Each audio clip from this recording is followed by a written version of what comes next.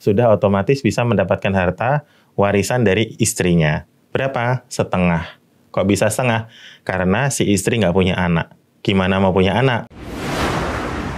قد أفلح المؤمنون.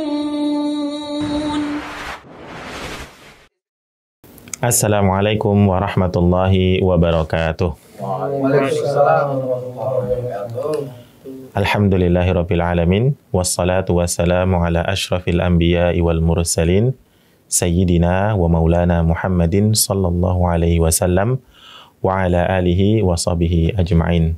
Amma ba'du. Welcome back to Lucky Path Channel, dan sekarang adalah segmen ilmu faraid atau ilmu waris Islam. Teman-teman sekalian yang saya muliakan, hafidhakumullah ta'ala, pada video-video sebelumnya kita sudah belajar tentang apa itu ilmu faraid, kemudian beberapa tata cara perpindahan harta di antara manusia, kemudian maqasidus syariah atau tujuan manfaat dari mempelajari dan mempraktekkan ilmu faraid. Maka pada video kali ini kita akan coba masuk dalam hitungan, yaitu menghitung bagian dari masing-masing ahli waris. Nah, yang pertama kita akan menghitung terlebih dahulu jatah warisan untuk suami dan istri. Sebagaimana Allah telah sebutkan di dalam surat An-Nisa ayat 12. Loh kok lompat? Kan ada ayat 11-nya. Ya, ayat 11-nya itu membahas tentang warisan untuk anak, untuk orang tua. Nah, kita mulai dulu dari suami dan istri. Kenapa?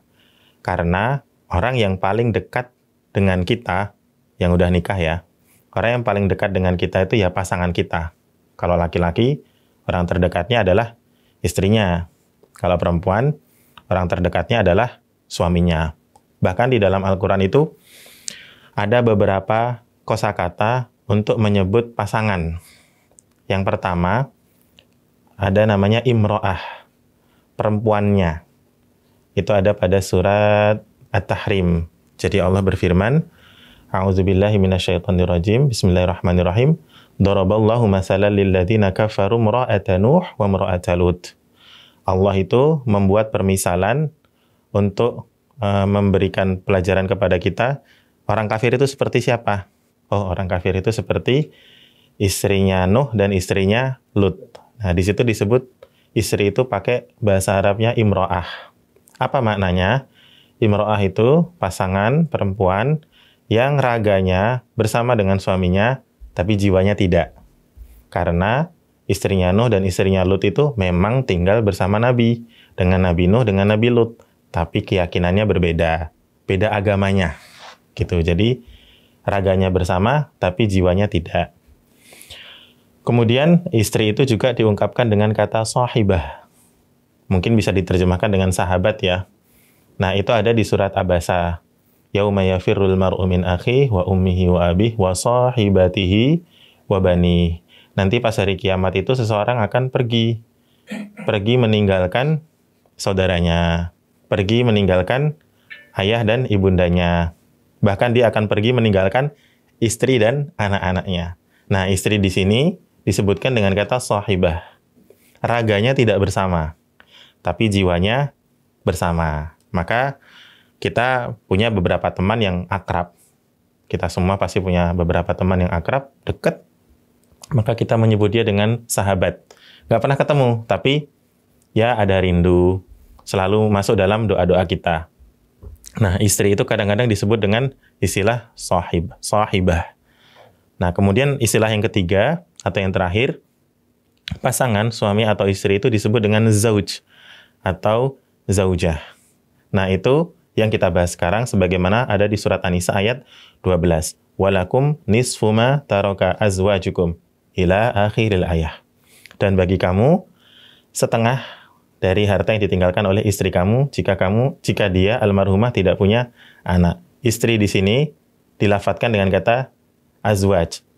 Jadi bentuk jamak dari zaujun. Suami itu zaujun, istri juga zaujun. Tapi boleh juga disebut dengan zaujatun. Apa maknanya? Zaujun atau zaujatun itu pasangan yang jiwanya bersama, raganya bersama. Nah, barakallahu fikum, ini adalah pengertian dalam ilmu bahasa saja. Nah, kita masuk pada hitungan faraidnya atau hitungan ilmu warisnya. Yang pertama, jatah warisannya suami. Kita sama-sama tahu bahwa di antara sebab seseorang itu bisa mendapatkan warisan adalah tali pernikahan. Pernikahan yang sahih ya, pernikahan yang benar, yang syarat dan rukunnya telah tercukupi, pernikahannya sah. Maka jika seseorang laki-laki sudah menikah dengan seorang perempuan, akad nikahnya selesai, misalnya akad nikahnya selesai, saking bahagianya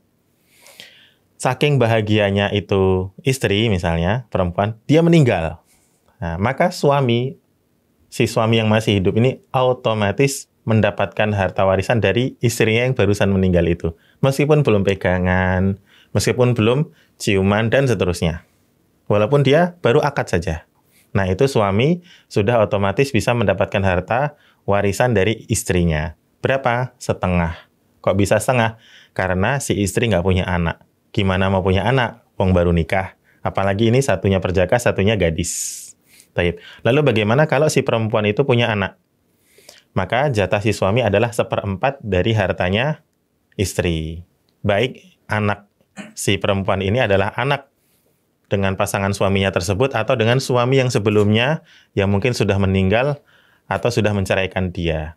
Jadi, siapapun yang keluar dari rahim itu perempuan disebut dengan anaknya. Nah, kalau si perempuan itu punya anak, maka suaminya mendapatkan 1/4 dari harta yang ditinggalkan oleh almarhumah istri. Barakallahu fikum. Itu jatahnya suami. Nah, sekarang kita masuk sebaliknya, yaitu jatahnya si istri. Istri atau si perempuan itu bisa mendapatkan harta waris dari suaminya. Syaratnya adalah suaminya meninggal dulu. Nah, ini sering kita tanyakan ke ibu-ibu ya. Ibu-ibu lebih suka mana? Dapat warisan dari suami atau suami dapat warisan dari ibu? Dapat warisan dari suami. Ya. Seakan-akan mendoakan suaminya mati duluan. Nah, itu nggak usah dibahas. Maksudnya adalah jika seorang suami meninggal dan suami itu punya anak atau cucu sebawah seterusnya, maka si istri mendapatkan 1/8. Tapi kalau si suami itu nggak punya anak, maka istrinya dapat 1/4 dari harta yang ditinggalkan oleh suaminya. Lalu bagaimana jika istrinya ada 2, atau 3, atau 4? Maka bagian 1/4 atau 1/8 tadi dibagi rata untuk jumlah istri tadi. Misalnya istrinya 2, harta warisnya 1/8 dari suaminya. 1/8 itu dari misalnya harta suaminya 100 juta. 80 juta deh biar gampang. Suaminya meninggalkan harta 80 juta. Maka istrinya mengambil 1/8. 1/8 dari 80 juta adalah 10 juta. Maka 10 juta ini untuk 2 istri. Masing-masingnya 5 juta. Begitu teman-teman yang dirahmati Allah Subhanahu wa Ta'ala. Dan istri ini bisa mendapatkan warisan jika suaminya meninggal. Misalnya terjadi perceraian. Antara suami istri, maka si istri masih bisa mendapatkan harta waris dari suaminya selama masa iddahnya belum habis. Tapi, kalau misalnya seorang suami menceraikan istrinya, atau suami itu meninggal, lalu masa iddahnya habis, maka si istri tadi tidak dapat warisan sama sekali dari suaminya. Apa yang dimaksud dengan masa iddah? Masa iddah itu ya, masa seseorang perempuan itu berpisah dari suaminya. Ada beberapa jenis ya. Yang pertama, jika seseorang itu hamil, perempuan itu hamil, kemudian suaminya meninggal dunia, maka masa iddahnya adalah sampai dia melahirkan. Tapi kalau perempuan itu tidak dalam kondisi hamil, maka masa iddahnya adalah 3 kali suci. Jika seorang suami menceraikan istrinya bulan akhir Januari, maka tunggu 3 bulan lagi, atau 3 kali suci setelah haidnya, baru masa iddahnya habis. Jika suami itu meninggal setelah masa iddah habis, maka si istri nggak dapat warisan.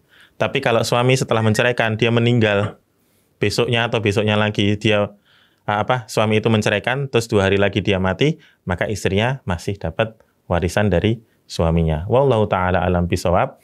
Di sini kita sebagai umat Islam meyakini bahwa dalam pernikahan itu memang mendatangkan keuntungan duniawi, bahwa pasangan itu bisa sama-sama membangun kesejahteraan dalam keluarganya. Maka hendaknya meluruskan niat pernikahan itu untuk ibadah lillahi ta'ala. Karena banyak pasangan suami istri itu yang menikah karena nyari hartanya. Jadi misalnya laki-laki menikahi perempuan yang sudah kaya, dia ngincer hartanya doang. Atau sebaliknya, perempuan nyari pasangan laki-laki yang kaya karena mengincar hartanya saja.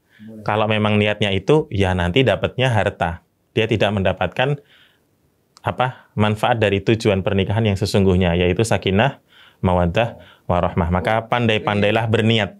Pandai-pandailah berniat.